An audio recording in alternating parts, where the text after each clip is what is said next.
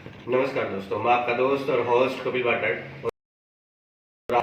वर्तमान समय में आपने एक राजनीतिक उठापटक देखा होगा। उस उठापटक में गोविंद सिंह डोटासरा के घर पर ईडी की रेड जाना, राजस्थान में 10-11 ठिकानों पर लगभग 10-11 ठिकानों पर एक ईडी की टीम बनना, ईडी की टीम 10-11 ठिकानों पर रेड डालना, ये कितना अनुचित है, कितना उचित। क्योंकि वर्तमान परिप्रेक्ष्य को देखते हुए राजनीति में अनाउंसमेंट हो चुके हैं चुनाव के, और चुनाव के अनाउंसमेंट होने के बाद में ये चीज़ें हो रही हैं। ये चीज़ें कहीं ना कहीं चुनाव परिणाम को प्रभावित करती हैं। इसी के साथ अपन देखें तो जानकारियां आ रही हैं। जानकारी के अनुसार दिल्ली से करीब 11 टीम इस ऑपरेशन को अंजाम देने में लगी हैं। ईडी के पास शिकायत हुई थी कि पेपर लीक प्रकरण से जुड़े लोगों के तार कांग्रेस प्रदेश अध्यक्ष गोविंद सिंह डोटासरा से जुड़े हैं। टीम इसी के तार से तार जोड़ रही है। अब कलाम कोचिंग सेंटर आरपीएस से जुड़ी शिकायतों को लेकर डोटासरा को दिल्ली बुलाकर पूछताछ की जा सकती है।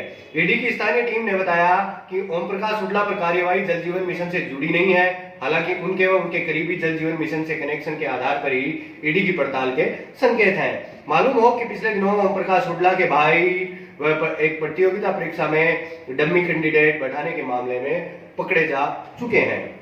कांग्रेस प्रदेश अध्यक्ष डोटासरा छापेमारी के दौरान सीकर में थे। उन्होंने मीडिया पर लिखा सत्यमेव जयते। शाम को उन्होंने एक प्रेस कॉन्फ्रेंस की, उसमें कहा कि भाजपा लोकतंत्र को खत्म करना चाहती है। भारतीय जनता पार्टी सिर्फ और सिर्फ मुझे परेशान करने का काम कर रही है। शाम को उनकी इस रेड के बारे में उन्होंने कहा कि मुझसे कोई प्रश्न नहीं पूछे गए। मेरे बेटे का नाम, मेरे बेटे से प्रश्न सवाल जवाब किए गए। उन सवालों के जवाब शायद अविनाश डोटासरा, जो गोविंद सिंह डोटासरा के पुत्र है, उन्होंने दिए या नहीं दिए, वो तो या तो ईडी बता सकती है या फिर अविनाश डोटासरा। लेकिन एक परिप्रेक्ष्य अपन देखते हैं तो ईडी का आना और गोविंद सिंह डोटासरा के बेटे से पूछताछ करना, यह भी एक राजनीतिक उठापटक है। यह भी एक सवालिया निशान खड़ा कर देता है कि ऐसा कैसे हो सकता है। प्रदेशाध्यक्ष गोविंद सिंह डोटासरा ने डोटासरा के घर के बाहर और जयपुर में भयंकर कांग्रेस कार्यकर्ताओं ने भयंकर प्रदर्शन किया। उसी प्रदर्शन के दौरान आज 27 अक्टूबर को लक्ष्मणगढ़ और सीकर जिला बंद है। तेजा सेना ने आह्वान किया कि एक जाट नेता को दबाने का काम किया जा रहा है, जाट नेता की बलि देने का कार्य किया जा रहा है। वहीं अपन बात करें तो हुड्डा की, तो ईडी की रेड पड़ी तब हुड्डा ने सोशल मीडिया पर लाइव आकर कि ईडी आ गई है, आप भी आ जाइए, और उन्होंने अपने कार्यकर्ताओं और लोगों को ललकारा और वो लोग वहां पहुंचे। वहीं अंदाजे लगाए जा रहे हैं कि गोविंद सिंह डोटासरा से ईडी किस विषय में बात कर सकती है या प्रश्न पूछ सकती है। तो आइए चलते हैं पहले प्रश्न की तरफ। तो वो है पेपर लीक प्रकरण और कोचिंग सेंटरों से गोविंद सिंह डोटासरा के क्या रिश्ते हैं, इस बारे में उनका क्या पक्ष है, ये ईडी उनसे पूछ सकती है। पेपर लीक प्रकरण में जुड़े लिंक आप तक पहुंच रहे हैं, ऐसा क्यों है, ये प्रश्न भी ईडी पूछ सकती है। पेपर लीक के अब तक जो आरोपी सामने आए हैं और जो संदिग्ध हैं, उनसे आपके क्या रिश्ते थे, क्या हैं, ये प्रश्न भी गोविंद सिंह सकता है। सुनने में आ रहा है कि गोविंद सिंह डोटासरा को दिल्ली बुलाकर भी पूछताछ की जा सकती है। वहीं सीकर के फतेहपुर में कार्यक्रम के दौरान आरसी अध्यक्ष वैभव गहलोत ने कहा कि 12 साल पुराना मामला है, तब जवाब दिए थे, अब समय मांगा है और जवाब दे देंगे। वहीं वैभव गहलोत मामले में ईडी ने उदयपुर के 5 स्टार होटल राफेल्स पर 29 अगस्त को और जयपुर में दिल्ली रोड पर एक होटल तब की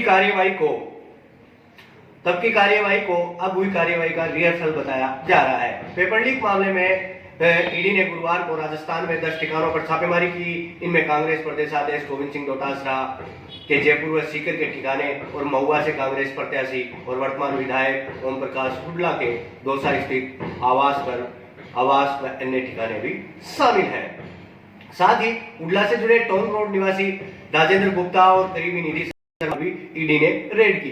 इसके अलावा ईडी ने सीएम अशोक गहलोत के बेटे वैभव गहलोत को फॉरेन एक्सचेंज मैनेजमेंट एक्ट के तहत समन देकर पूछताछ के लिए दिल्ली बुलाया है शुक्रवार।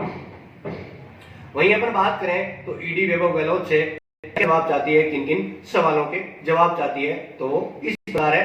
पहला सवाल हो सकता है कि जिन कंपनियों से वैभव गहलोत जुड़े थे उनकी वर्तमान हालात, विदेश में उनकी क्या स्थिति है। दूसरा हो सकता है Titan hotel and resort private limited और नोबल इंडिया से उनका क्या रिश्ता रहा। तीसरा सवाल हो सकता है भले ही आज वो किसी कंपनी में नहीं है, लेकिन 2007 के बाद शहरी देशों में क्या ट्रांजैक्शन किए गए, शेयर वैल्यू बढ़ी या फिर घटी। चौथा सवाल हो सकता है हितेश, नरेंद्र, अशोक सहित कई लोगों के नाम और उनसे कितना लेन देन किया। पांचवा सवाल हो सकता है किन व्यवसायों में निवेश किया गया और निवेश की क्या स्थिति है। वहीं गोविंद सिंह डोटासरा के समर्थकों ने, अपन बात करें गोविंद सिंह डोटासरा की, तो गोविंद सिंह डोटासरा के समर्थकों ने लक्ष्मणगढ़ में एक भूचाल ला दिया, लक्ष्मणगढ़ को बंद कर दिया। वहीं तेजा जाटों का एक संगठन तेजा सेना ने आह्वान किया कि लक्ष्मणगढ़ को पूर्ण रूप से बंद रखा जाएगा और व्यापारिक संगठनों ने भी इसके मंजूरी दी, उनका सहयोग किया। लक्ष्मणगढ़ के हालात है कि कांग्रेसी कार्यकर्ता और जाट समाज के लोग, मेघवाल समाज के लोग और कुम्हार समाज के संगठनों ने भी इसका समर्थन किया। इसके कुछ क्लिप्स हम आपके साथ साझा कर रहे हैं वीडियो में, आगे आप उन्हें आसानी से। बाजार की हकीकत, बाजार में वर्तमान परिप्रेक्ष्य का, लक्ष्मणगढ़ बाजार का वर्तमान परिप्रेक्ष्य और आंदोलन कर रहे लोगों से की गई पूछताछ के बारे में आप जानकारी आपको मिल उसके लिए बस आज के लिए बस इतना ही। देखते रहिए एवं बात। धन्यवाद।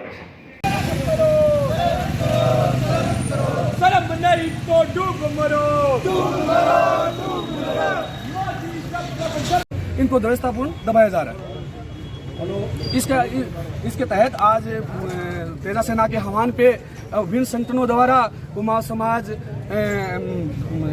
मेघवाल समाज, महात्मा ज्योतिबा समाज, विप्र सेना, सर्व समाज, ब्राह्मण समाज, खाती समाज, मुस्लिम समाज, टोटल जो सर्व समाज है, जितने भी सर्व समाज है, टोटल उन्होंने गोविंद सिंह डोटासरा के सम्मान में पूरी जनता लक्ष्मण की आज मैदान में उतरी है और सर्व समाज से अपील कर रही है कि आज लक्ष्मण शांतिपूर्वक बंद किया जाए। व्यापारी सहयोग करे, व्यापारी लक्ष्मण का पूर्णतः हमारे सहयोग में है।